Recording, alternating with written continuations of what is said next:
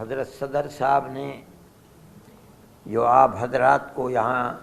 تکلیف دینے کا مقصد تھا اس کے سلسلے میں روشنی ڈالی ہے۔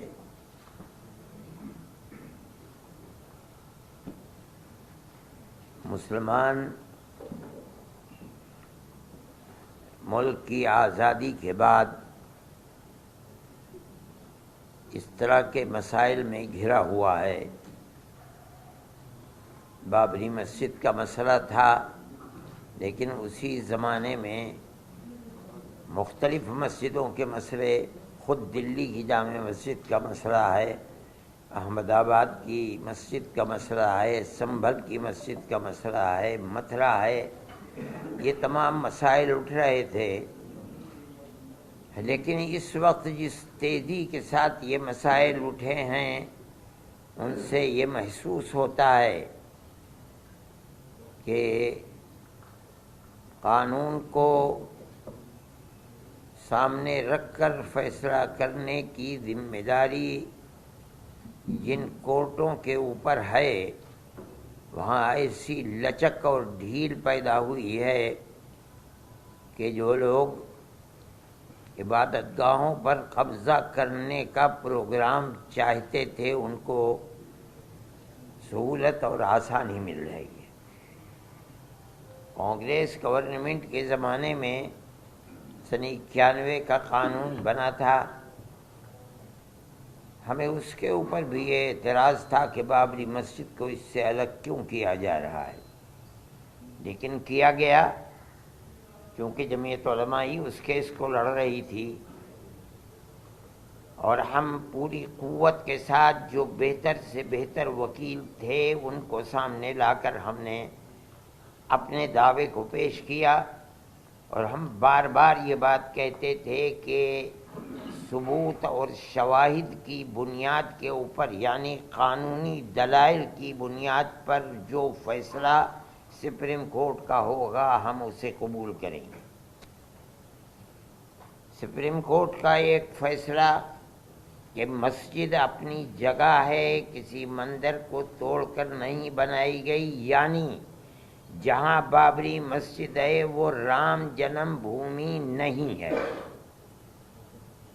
یہ فیصلہ کورٹ نے دے دیا۔ سپریم کورٹ میں یہ دلیل تھی، سروے ہوا تھا، سروے سے ثابت ہوا کہ یہاں کوئی دوسری عمارت نہیں تھی۔ لیکن ایک دوسرا فیصلہ کہ ہم یہ مسجد اکھاڑے کو دیتے ہیں، اس کی کوئی دلیل، کوئی ثبوت، کوئی شواہد نہیں ہے۔ سپریم کورٹ کے اس فیصلے نے، آپ خود دنیا کو دیکھیں، ملک کو دیکھیں، اس فیصلے نے کہ ہم عقیدت کی بنیاد پر اس مسجد کو توڑوا کر کے ہم اکھاڑے کو دیتے ہیں، اس نے جو راستہ دکھلایا ہے اس راستے دکھلانے کے بعد پھوٹ پڑے ہیں مسائل کہ اس مسجد کو بھی لو، اس مسجد کو بھی لو، اس مسجد کو بھی لو، اس کے اوپر بھی۔ اس کا مطلب ہے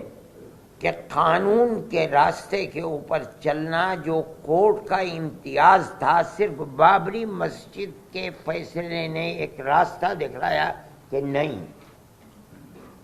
ان تمام قوانین اور قواعد کی لائبریریوں کو، ان کی کتابوں کو آگ لگاؤ، کوئی چیز نہیں ہے۔ فیصلے مذہب کے اندر جو بھی ہوں گے وہ عقیدے کی بنیاد کے اوپر ہوں گے، عقیدت مندی کی بنیاد پر ہوں گے، تو ملک کیسے چلے گا؟ یہ تو ایک تصور یہ دیا جا رہا ہے کہ جہاں بھی اکثریت اس ملک کے اندر اپنی عقیدت کی بنیاد کے اوپر کسی مسئلے کو لائے گی، وہاں حقیقت اور ثبوت شواہد کو نہیں دیکھا جائے گا، بلکہ وہاں یہ دیکھا جائے گا کہ اکثریت کی عقیدت مندی کیا چاہتی ہے، جو چاہتی ہے اس کو پیش کر دیا جائے گا، تو ملک کیسے چلے گا؟ یہ ایک بات ہے سوچنے کی۔ ہم صرف اتنی ہی بات کہنا چاہتے ہیں کہ اگر روش یہی چلے گی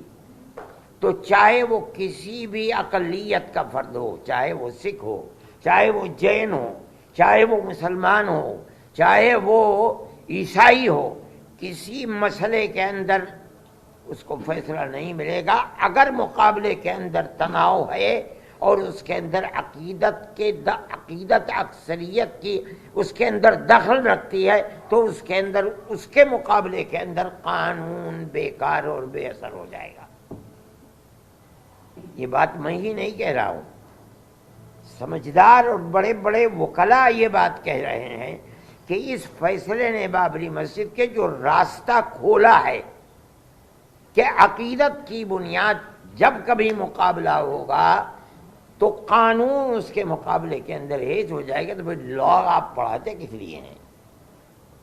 لائبریریوں کے اندر آپ کے ہزاروں کتابیں کس لیے رکھی ہوئی ہیں؟ ان کو آگ لگا دیجئے۔ یہی مسئلہ ہے، یہ ملک کا میں سمجھتا ہوں بہت بڑا المیہ ہے کہ اس ملک کے اندر آج مسلمان یہ کہہ رہا ہے کہ مسئلے کی بنیاد لوور کورٹ سے لے کر سپریم کورٹ تک عقیدت کے اوپر ہے، قانون کے اوپر نہیں ہے۔ میں اس کو بہت بڑا المیہ سمجھتا ہوں، اور ایک یہ داہیہ ہے، بڑا مسئلہ ہے۔ اس مسئلے کو سوچنا چاہیے، اور جن لوگوں کے ہاتھ میں ملک کی باگڈور ہے انہیں سمجھنا چاہیے کہ مسئلے ملک کو کدھر لے کر کے چلنا ہے۔ میں اس سے زیادہ اپنے افسوس کا کوئی اور اظہار نہیں کر سکتا۔